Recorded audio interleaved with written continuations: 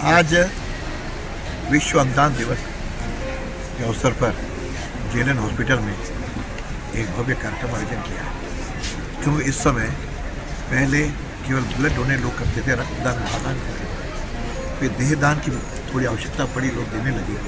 लेकिन इस समय जिस प्रकार से शारीरिक स्थितियाँ बन रही हैं उसमें लोगों को अंगों की आवश्यकता पड़ने लगी।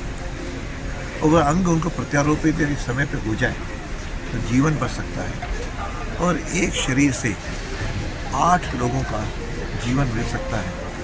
उसके लिए लोगों के अंदर अंगदान देने का जागरूकता बढ़े। इसलिए यहाँ के अधिकारियों ने बहुत सारे रैलियाँ भी निकाली, स्कूल कॉलेजों में भी गए, लोगों को प्रेरित करने की प्रतियोगिता भी कराई।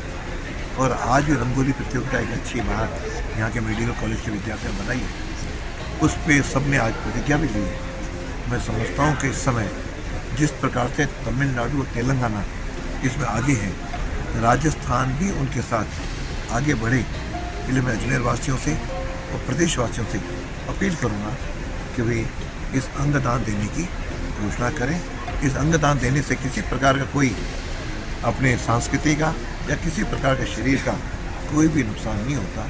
तो ये हमारी श्रेष्ठ परंपरा रही है।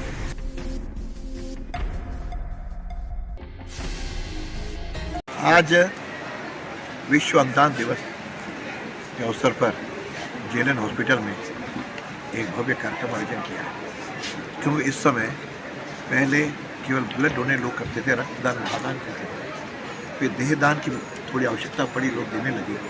लेकिन इस समय जिस प्रकार से शारीरिक स्थितियाँ बन रही हैं उसमें लोगों को अंगों की आवश्यकता पड़ने लगी। और वह अंग उनको प्रत्यारोपित यदि समय पे हो जाए तो जीवन बच सकता है और एक शरीर से 8 लोगों का जीवन मिल सकता है। उसके लिए लोगों के अंदर अंगदान देने का जागरूकता बढ़े। इसलिए यहाँ के अधिकारियों ने बहुत सारे रैलियाँ भी निकाली, स्कूल कॉलेजों में भी गए, लोगों को प्रेरित करने की प्रतियोगिता भी कराई। और आज भी रंगोली प्रतियोगिता एक अच्छी बात यहाँ के मेडिकल कॉलेज के विद्यार्थियों ने बनाई है। उस पर सबने आज प्रतिज्ञा भी ली है। मैं समझता हूँ कि इस समय जिस प्रकार से तमिलनाडु और तेलंगाना इसमें आगे है, राजस्थान भी उनके साथ आगे बढ़े। इसलिए मैं अजमेर वासियों से और प्रदेशवासियों से अपील करूँगा कि वे इस अंगदान देने की घोषणा करें। इस अंगदान देने से किसी प्रकार का कोई अपने संस्कृति का या किसी प्रकार के शरीर का कोई भी नुकसान नहीं होता। तो ये हमारी श्रेष्ठ परंपरा रही है। सनातन संस्कृति में कहा भी गया है, केवल शरीर हम लोग छोड़ते हैं, आत्मा अमर रहती है, वह भाव है नहीं। तो शुरू में महर्षि दधीच ने भी हड्डियाँ दे करके और हड्डियों का दान किया था, जिससे वज्र बना। तो हम आम लोग भी इसमें आगे आएँ, क्योंकि कई बार ब्रेन डेड हो जाता है तो बाकी हम चलते रहते हैं। उसको दान देने का अपना मानस बनाएं, हम सब लोग आगे बढ़ें। और मेडिकल कॉलेज में आज हॉस्पिटल में भी कई चीज़ें नवाचार हो रहा है। शायद अस्पताल के अंदर पहली बार अध्यक्षीय हेल्प डेस्क बनाई गई है, जिसमें हर आने जाने वाले को तुरंत वहाँ आकर के कोई भी बात पूछ सकता है कि डॉक्टर कहाँ बैठता है, कहाँ जाना है, मुझे इस बीमारी के लिए क्या करना है। तो हर प्रकार की सहायता, कौन सा कमरा कहाँ है, दवाई कहाँ मिलेगी, पर्ची कहाँ बनेगी से लेकर के सारी वहाँ पे जानकारी है।